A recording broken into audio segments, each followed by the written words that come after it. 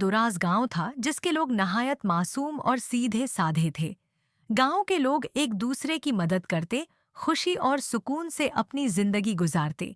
लेकिन एक दिन वहां कुछ अजीब होने लगा। गांव के लोगों की कीमती चीजें जैसे ज़ेवरात, इनाज और कपड़े गायब होने लगे।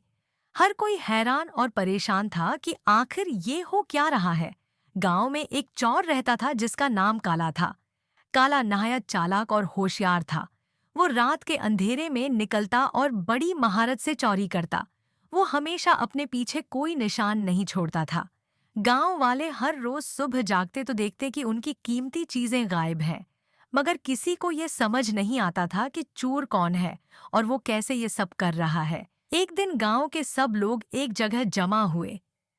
गांव के एक बूढ़े हकीम, हाजी साहब, ने कहा, इस चोर को पकड़ने के लिए हमें चतुराई से सोचना होगा।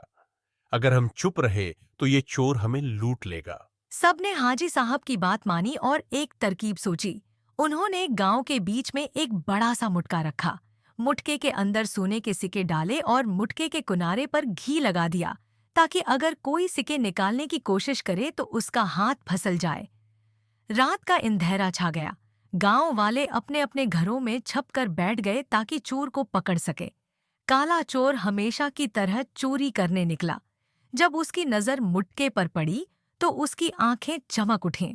इतना सोना, ये सब मेरा होगा। इसने अपने हाथ मुटके में डाले और सिक्के निकालने की कोशिश की। लेकिन जैसे ही उसने हाथ निकालना चाहा, इसका हाथ मुटके में फंस गया। काला चोर अपने हाथ को छुड़ाने की बहुत कोशिश करता रहा, मगर घी की वजह से इसका हाथ मुटके में मजीद फंस गया। इसी दौरान गांव वाले जो करीब ही छुपे हुए थे, दौड़कर मौका पर पहुंचे। पकड़ो, ये रहा हमारा चोर। सबने काला को पकड़ लिया। काला ने हाथ जोड़कर गांव वालों से माफी मांगी, मगर गांव के सरदार ने कहा, तुमने हमारे साथ विश्वासघात किया है, इसलिए तुम्हें सजा मिलनी ही चाहिए। गांव वालों ने काला को एक मौका दिया।